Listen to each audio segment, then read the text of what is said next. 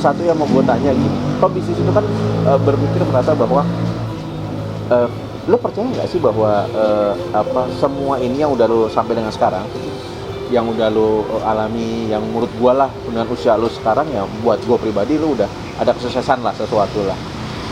Lo percaya nggak ini akibat dari doa-doa dari orang tua lo?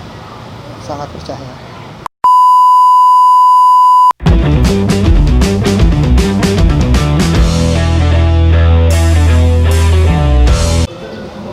Assalamualaikum warahmatullahi wabarakatuh. Semangat pagi para bisnis. Jumpa lagi di channel kami Cuate Bisnis.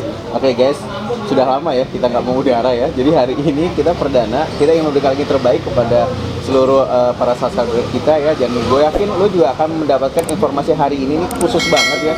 Gue mau undang seorang sahabat gue ya, yang dia adalah seorang pebisnis kuliner di bidang perbaksoan. Nah, kita akan tanya ini siapa gitu ya. Oke. Ini adalah Bro Edi. Halo Bro Edi. Iya, salam covid Bro ya. Oke, Bro Edi, gue mau tanya dong gini, pertanyaan gue. Sebelum gue tanya bisnis, lu itu backgroundnya apa kalau boleh? Apa lu pegawai kah sebelumnya atau gimana sih? Boleh cerita nggak sih? Jadi dulu aku kuliah, Mas. Oh, lu dulu kuliah? Okay. Kuliah di salah satu universitas swasta di Depok. Oke. Jadi ngambilnya ekonomi. Oh, lu ngambil ekonomi, oke. Nah, itu ngambil ekonomi akuntansi. Aku ngambil ekonomi akuntansi, terus kebetulan lulus kuliah tuh bokap sama nyokap tuh pengennya aku kerja dulu. Oh, maunya kerja, oke. Pengennya kerja dulu, ya. Terus akhirnya lulus kuliah, aku sempat kerja di daerah salah satu perusahaan swasta. Oke. Selama 3 tahun. Oh, lu kerja dulu 3 tahun lah. Oh, 2 tahun jadi karyawan nih ceritanya. Oke. Terus ngejalanin gitu, tapi kayak pengen usaha gitu kan. Kan udah kayaknya pengen terusin usaha bokap gitu. Karena tahun 2014 aku resign, akhirnya sampai sekarang masih ngejalanin. Tapi ngejalaninnya itu bukan 2014. Jadi? Ngejalaninnya itu dari tahun 2008. 2008 aku SMA kelas 3 tuh udah mau lulus. Jadi bokap tuh kan dulu keliling, Mas, jualan bakso keliling gerobak. Oh, bokap itu jadi keliling jual gerobak bakso, pakai gerobak gitu ya? Gerobak. Dulu pakai gerobak di komplek-komplek ini nih. Nah, terus ibu di rumah pakai gerobak kecil. Terus aku bilang, "Pak, SMA kan selesai nih, udah selesai ya kan? Aku mau ini dong Pak, mau sambil jualan gitu kan, sambil jualan sambil kuliah gitu kan." Akhirnya dibikinilah kayak pecel lele gitu, Mas.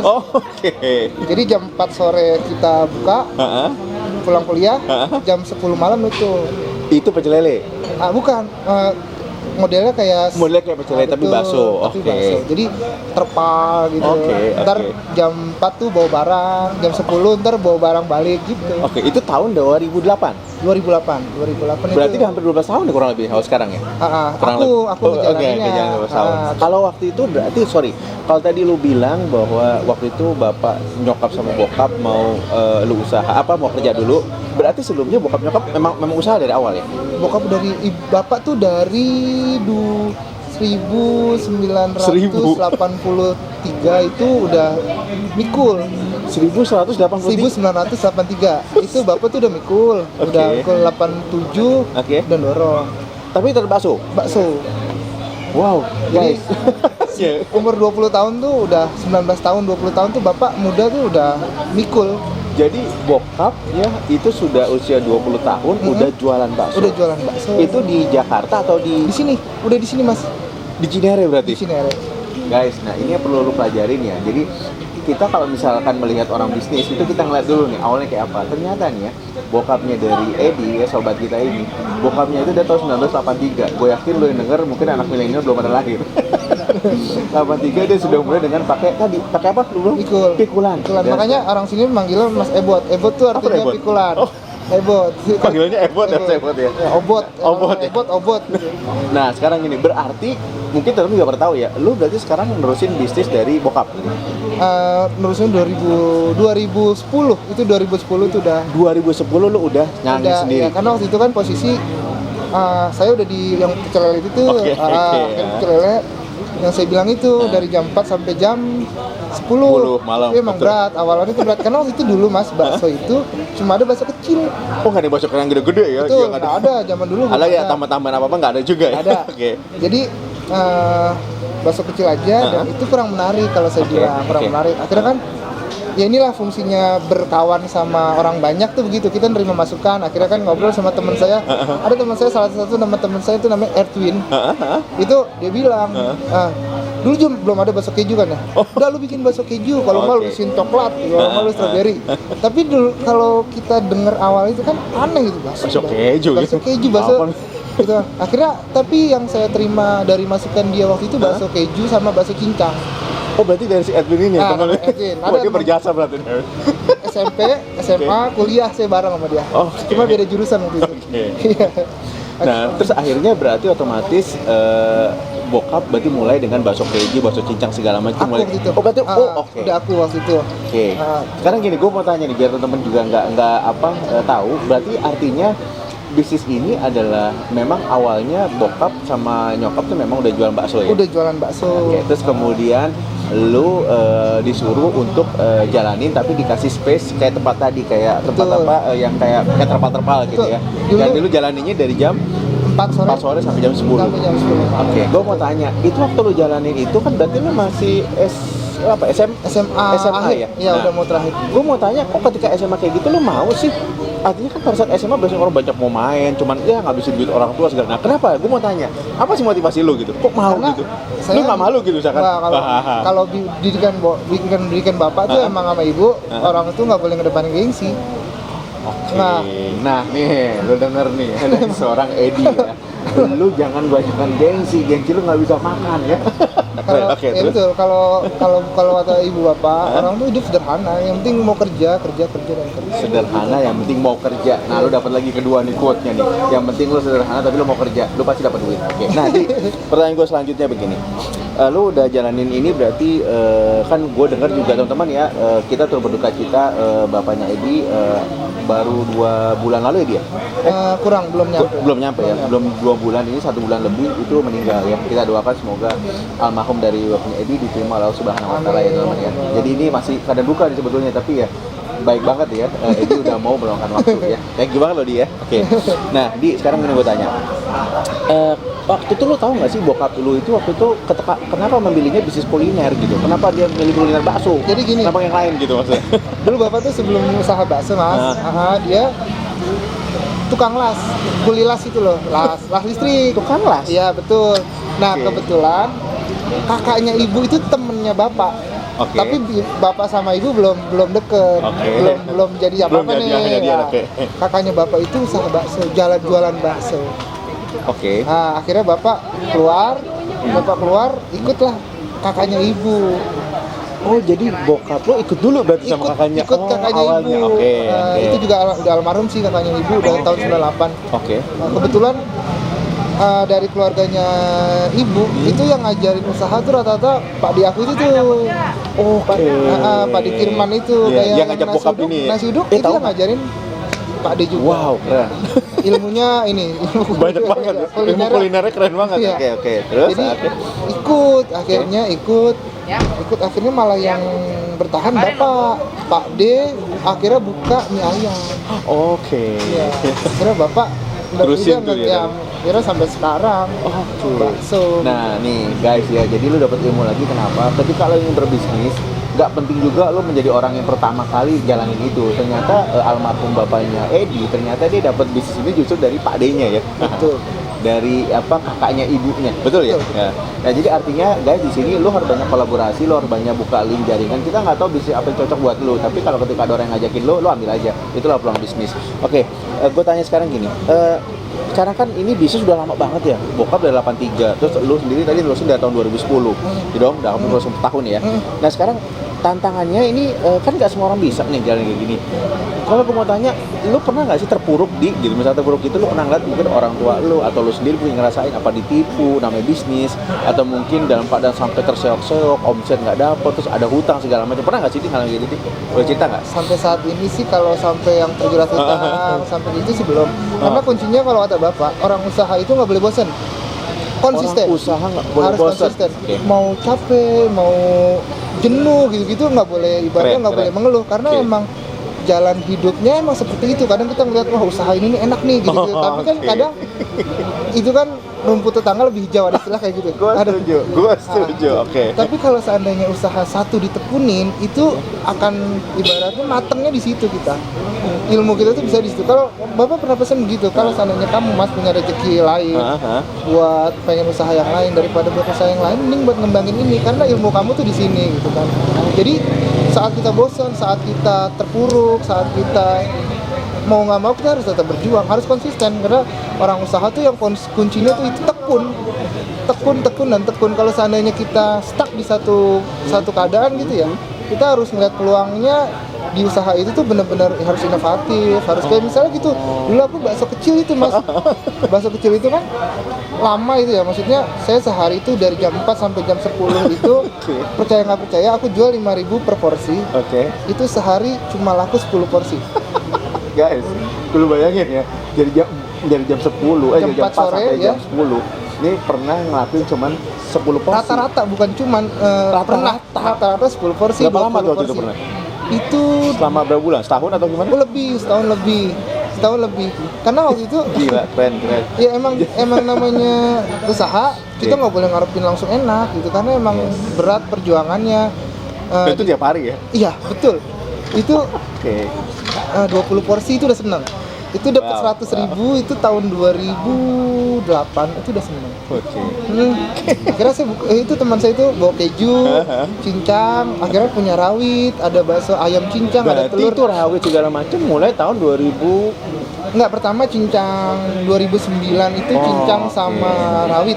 Cincang sama keju. Oke. Nah, rawit itu 2011-an kalau nggak salah. Oke. Berarti lu berkembang sampai sekarang ya. Nah, Iya. sekarang gue tanya gini, berarti otomatis tadi lu masa kelabunya ketika lu dari awal-awal 2010 lu jalanin dari jam 4 sore sampai jam 10 hanya lakunya 20 rata-rata gitu. Itu hampir tahunan, jadi bukan sebulanan. Jadi kalau bayangin ya guys ya, ketika lu nanti gue tanya sama Edi ya soal masalah omset sekarang ya, lu akan ngelihat bahwa Edi ini barang dari bawah.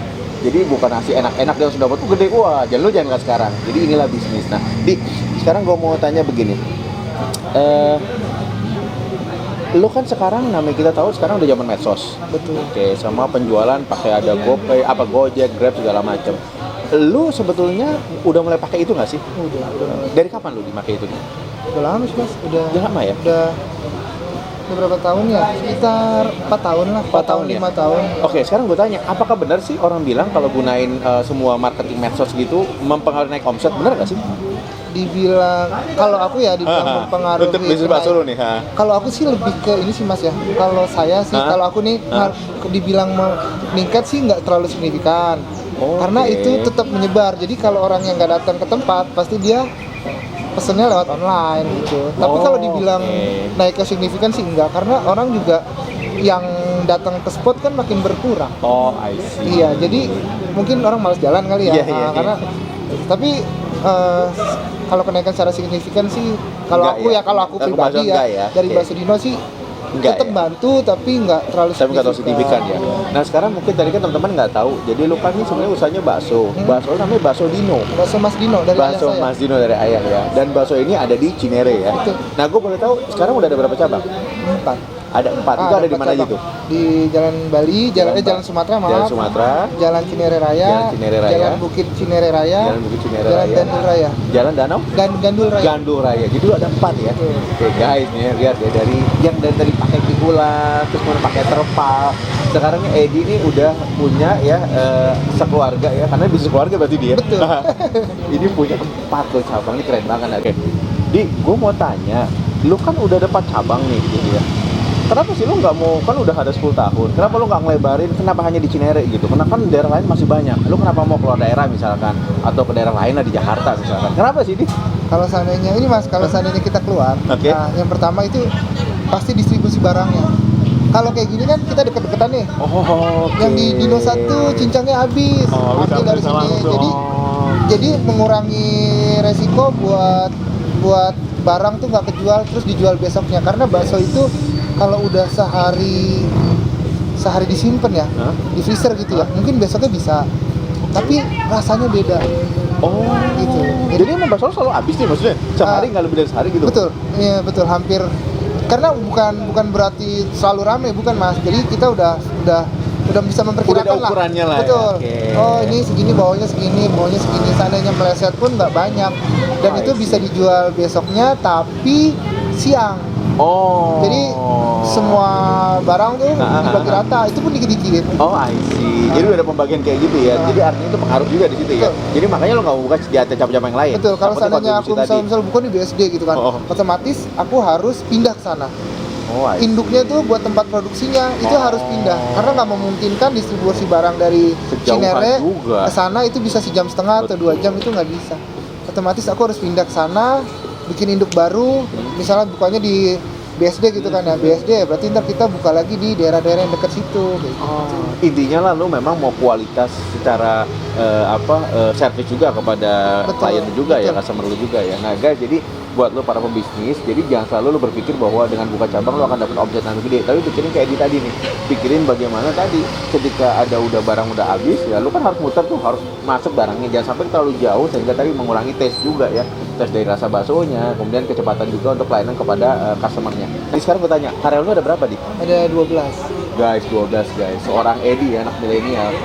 Lu masih kelahiran tahun berapa di? Sorry. Aku tahun 90. Guys, ini 90 ya, anaknya milenial. Berarti sekarang umur berapa lo? 30-an. Baru 30-an ya. Punya karyawan 12. Coba lu mikirin lu semua, lu sekarang ngapain di rumah, rebahan doang? Nggak main. Nah, guys, lu harus cepet-cepet bangkit kalau ketika mau bisnis, lu belajar nih. Celoteh bisnis, jangan lupa guys, sebelum kita lanjut, lu subscribe dulu, lu like and share, jangan lupa karena ini ilmu banget buat lu, ilmu daging ya. Dan ini kita dapat dari seorang Edi yang sudah hampir 10 tahun jalani bisnis bakso Dino. Oke, sekarang gue tanya gue selanjutnya. Boleh nggak sih gue tanya, kalau boleh tanya ngomongin omset secara piring lah, nggak usah nominal. Lu dari 4 cabang ini sebulan bisa berapa ribu piring nih? Sehari lah, kayak gampang. Kalau sebulan banyak kan. Sehari tuh nih.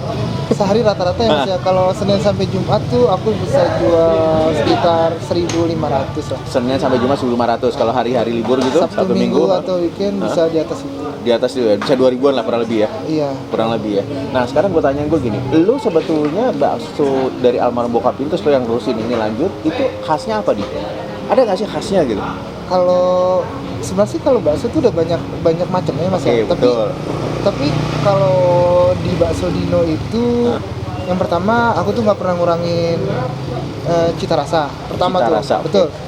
Selain ada baksonya variasinya, ada daging cincang, ada keju, ada ayam cincang, ada rawit, ada telur. Yang kuncinya pasti ya itu. Dari awal sampai sekarang, dari resepnya Bapak itu nggak pernah diubah karena Bapak kan selalu pesan itu nggak boleh ngerubah rasa, biarpun udah rame apapun nggak boleh ngurangin kualitas. Oh, berarti ini bakso berdaging sapi ya? Sapinya sapi Bali malah, nggak boleh sapi. Apa bedanya emang? Gue baru tahu. Oh, jadi bedanya harus beda. Kalau bedanya? Dari harga juga lebih tinggi. Nah, jadi dari segi tingkat kekenyalan juga beda. Wow, nah gue dapat ilmu lagi nih ya. Jadi ternyata ada sekarang bakso sapi Bali ya? Bali, sapinya harus Bali. Dan itu bakso itu nggak bisa sembarang bagiannya Mas. Misalnya kalau kayak rendang kan khas dalam. Betul. Kalau bakso tuh biasanya orang pakai paha lemusir itu. Oh, I see. Dagingnya harus yang bagian lemusir atau bagian kelapa. Kekenyalannya.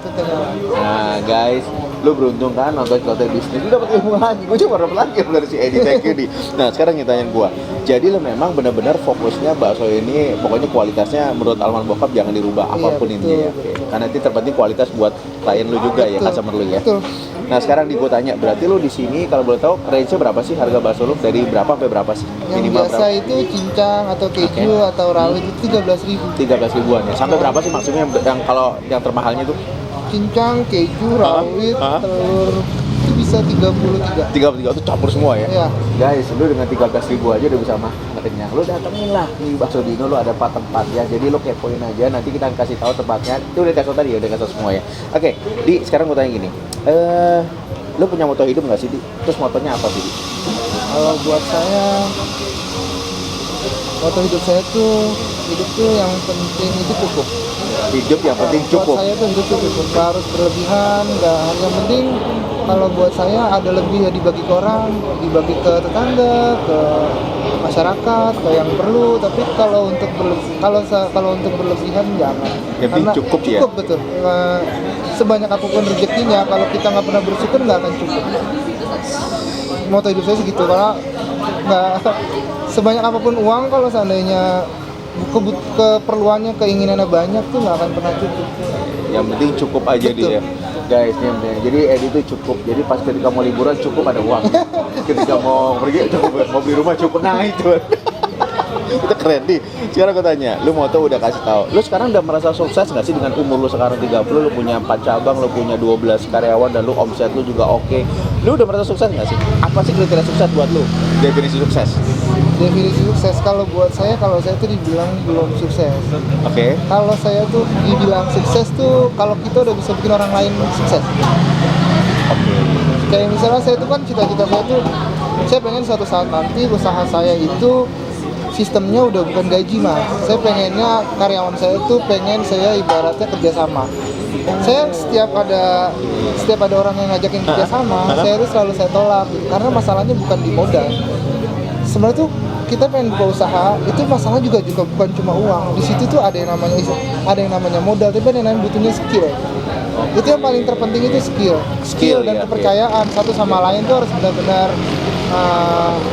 percaya gitu, tanpa harus ada ibaratnya bukti apapun. Kayak misalnya kita belanja apa-apa, kita percaya aja sama mereka gitu. Kayak aku tuh cita-cita aku tuh kalau seandainya bisa gitu dikasih sama Allah gitu, pengen suatu saat nanti gitu ya, aku pengen usaha aku tuh sistemnya tuh udah bukan gaji, tapi gimana caranya nih 12 anak sekarang ini bagaimana dikasih kepercayaan, bisa bermitra sama lu gitu ya? Betul, mereka yang ngejalanin, mereka yang gaji karyawan yang lain, mereka yang ibaratnya nentuin supplier, nentuin bentuk bisnisnya tuh kayak apa nantinya. Aku pengen tuh mereka terlibat kayak gitu. Jadi itu sukses lu itu ya? Betul. Jadi bagaimana membuat mereka yang kerja sama menjadi mitra lu, terus kemudian mereka juga bisa punya cabang juga, dan mereka juga bisa punya karyawan juga. Betul. Seperti bermitra lu juga sama saya. Bermitra. Lebih tepatnya bermitra karena ya maaf ya bukannya itu, tapi kalau seandainya sekarang ada tawaran buat bekerja sama, itu sebenarnya sih masalahnya bukan di modal. Bukan modal adalah. Modal insya Allah cukup, karena nggak banyak sih mas kalau untuk buka bakso satu itu nggak banyak. Yang berat itu berjuangnya itu. Yang berat itu berjuang saat kita memilih untuk membuka suatu usaha, kita konsisten di situ, itu yang berat. Itu. Karena orang nggak bisa ibaratnya sambal itu ibaratnya cuma pengen sambal doang, itu ibarat pedes-pedes sambal yang mau untungnya cepat bro, gitu. Oke. Punya uang, nanamin modal pengen break even pointnya cepat, nggak bisa karena setiap usaha itu butuh perjuangannya keras, berat gitu. Makanya kayak saya aja itu dibilang enaknya itu ya pas udah 2 tahun lebih ngejalanin. 2 tahun ke belakang ini? 2 tahun ke belakang ini? Ngejalanin. Oh ngejalanin, berarti dari 2010? 2010. Berarti 2012-13 lu udah ngerasain, oh kayak begini ya? Iya, itu kalau saya boleh cerita sedikit ya, itu 2008 saya buka itu saya udah pindah 5 kali, jadi digusur mulu. Kan cuma bedeng gitu doang ya. Iya. Bongkar, mas besok ini udah nggak ada nih ya kayak gini, bongkar, pindah. Akhirnya ada namanya Pak Edi tuh nawarin di tempatnya itu 800.000 sebulan. 800.000 sebulan, tempatnya kecil, cuma muat 10 orang lah, 10 orang. Akhirnya di situ selama 8 bulan. Akhirnya dia rumahnya dijual, kita harus pindah. Dan aku nggak tahu kemana karena udah nggak ada space lagi kan. Kebetulan ada ruko yang sekarang ini. Dengan harga sewa per tahun lumayan tuh di atas 30 juta lebih. Dan itu kaget maksudnya kita tuh belum pernah namanya belum pernah namanya pengalaman bayar ruko setahunan tuh itu mungkin buat orang yang udah biasa ya. Tapi kalau buat orang yang biasa bayar bulanan suruh tahunan kaget juga. Betul. Tapi di situ ada hikmahnya karena emang ibaratnya kita nggak pernah tahu rezeki kita tuh dari mana, dari siapa gitu, kita nggak pernah tahu. Semenjak saya pindah gitu kan ya, itu kapasitas bisa 40 orang. Itu yang biasanya bisa jual 200 ya, waktu itu udah bisa jual 200. Itu bisa sampai seharinya 600. Wow. Itu di situ doang itu 600. alhamdulillah banget, maksudnya berkah ya, maksudnya berkah. Kita nggak pernah tahu apa yang Allah bakal kasih dari sesuatu yang musibah yang kita jalanin. Kadang kita digusur, kadang kita berat ngejalaninnya, tapi Allah selalu Allah selalu nyiapin solusinya. Gitu. Kalau kita mau usaha, kita mau doa, kita mau nyari jalan keluarnya, insya Allah ada. Karena putus asa tuh bukan jalan keluar. Oke, berarti lu benar-benar luar biasa nih, udah ngalamin. Artinya tadi lu udah artinya ya jatuh bangunnya yang ngerasain juga di Bakso ini. 10 tahun soalnya lu ya. Betul, karena saya tuh prinsipnya gini, setiap kita dikasih masalah, itu bukan masalah sebenarnya. Gitu. Gini, misalnya kita dikasih masalah, tergantung sikap kita. Kita mau anggap itu sebuah masalah atau sebuah berkah gitu. Saya pernah gini Mas, saya berbagi cerita dikit ya. Boleh, silakan. Jadi, aku di pasar, pulang dari pasar, aku bawa beronjongan berat nih motor. Motor aku kebetulan ngambrukin motor orang. Rusak tuh motor orang. Karena motor aku kebetulan berat banget, aku ingat banget. Itu tukang parkir di sana kenal sama aku semua. Dia bilang, "Udah Mas, pergi aja, ntar saya yang bilang nggak tahu apa-apa gitu." Akhirnya saya tungguin tuh Mas. Saya tungguin sampai jam 8:30 sampai orangnya datang gitu kan. Karena saya nggak mau kabur dari masalah gitu kan. Itu masalah gitu kan. Akhirnya saya tanggung jawab, "Pak, maaf," dia bilang. "Saya maaf Pak," gitu. "Saya tadi nggak sengaja ngambrukin motor Bapak karena motor saya ambruk," gitu kan. Akhirnya, "Oh ya nggak apa-apa Mas," gitu kan. Akhirnya yaudah Pak, saya sebagai bentuk tanggung jawab saya mau nyari onder dealnya Pak, gitu kan. Akhirnya dikasihlah nomor WhatsApp-nya dia. Rumahnya itu di Villa Cineremas. Ternyata dia itu mantan koki kapal pesiar dan dia usaha catering. Aku ke rumahnya lah, bawa onder dealnya udah dapet onder dealnya, sama aku bawain bakso. Aku bilang, "Ini bakso dari mana nih Mas?" Gitu kan. "Aku usaha Pak, gini-gini." Akhirnya sampai sekarang itu bapak itu jadi rekan bisnis saya. Jadi keren. Bapak itu setiap catering kemana ngajak bakso saya. Wow, dari masalah itu. Tadi ya, yang nggak mau lari dari masalah. Betul, ada berkahnya gitu. Karena makanya prinsip saya itu gitu. Kalau setiap ada masalah, sebenarnya itu bukan masalah, tergantung kita. Tergantung kitanya. Betul. Lu menganggap itu berkah atau menganggap itu musibah. Betul. Ya ini keren. Lu dapat lagi berapa quote-quote ya dari Edi, ini keren loh. Jadi ketika lo ada masalah, lu pikir ketika ada masalah, lu menganggap itu masalah atau berkah. Kalau lu berkah dapat cash ya Edi. Oke, sekarang gue tanya, apa sih arti keluarga buat lu? Segalanya. Keluarga buat saya segalanya. Artinya bisnis ini buat mereka juga dong? Betul. Di, boleh nggak gue tanya, apa sih yang lu mau harapin dari yang mungkin sama almarhum belum dicapai, suatu impian buat keluarga dari hasil bisnis bakso ini? Apa sih dia yang ada lu kepikiran di? Ya sebenarnya sih kalau boleh jujur ya Mas, sebelum Bapak meninggal tuh aku bilang gitu kan, "Pak, Bu, daftar haji ya," gitu, "daftar haji ya." Aku bilang gitu kan. Jadi mereka kan sebelumnya nggak tahu ilmu, maaf ya, Bapak Ibu tuh nggak tahu ilmunya gitu. Ternyata haji itu biarpun lama nanti, seandainya kita nggak jadi bisa dibalikin uangnya. Dan itu bisa dicicil. Dan kebetulan kemarin tuh pas Bapak belum meninggal tuh aku udah niat mau naikin haji gitu. Ya, insya Allah mungkin nanti sama ibu sama kan insya Allah bisa badal juga kan, bisa diinin kan di sana. Kalau seandainya nanti aku udah ngejalanin, insya Allah Bapak bisa diwakili. Amin guys, nih kita aminkan ya, biar kita juga dapat terkait juga. Kita aminkan impiannya Edi buat kita juga sama ya. Nah Di, satu yang mau gue tanya gini, kok bisnis itu kan berpikir merasa bahwa lo percaya nggak sih bahwa semua ini yang udah lo sampai dengan sekarang, yang udah lo alami, yang menurut gue lah dengan usia lo sekarang, ya buat gue pribadi lo udah ada kesuksesan lah, sesuatu lah. Lo percaya nggak ini akibat dari doa-doa dari orang tua lo? Sangat percaya. Karena doa orang tua, doa anak yatim, doa-doa orang yang kita bantu, doa semua keluarga kita, itu benar-benar sebagai jalan pembuka rezeki. Bahkan silaturahmi kayak gini nih Mas, ini pembuka rezeki juga. Setuju. Semakin banyak teman, semakin banyak kerabat, itu semakin banyak peluang buat kita sharing, buat kita membuka peluang bisnis yang lain. Betul. Itu pasti ada. Betul. Gitu. Silaturahmi itu intinya benar-benar emang buat membuka jalan bisa jalan semua ya. Betul. Tapi intinya memang semua yang kita dapatkan saat ini berarti memang doa dari orang tua itu luar biasa ya. Pasti. Nah kalau masalah sedekah gimana Di? Lu ada nggak sih dari bisnis ini lu berikan sedekah yang rutin gitu kan kepada? Ada ya? Kebetulan. Itu siapa yang ngajarin? Dari orang tua lo atau lu sendiri gimana? Dari orang tua ngajarin.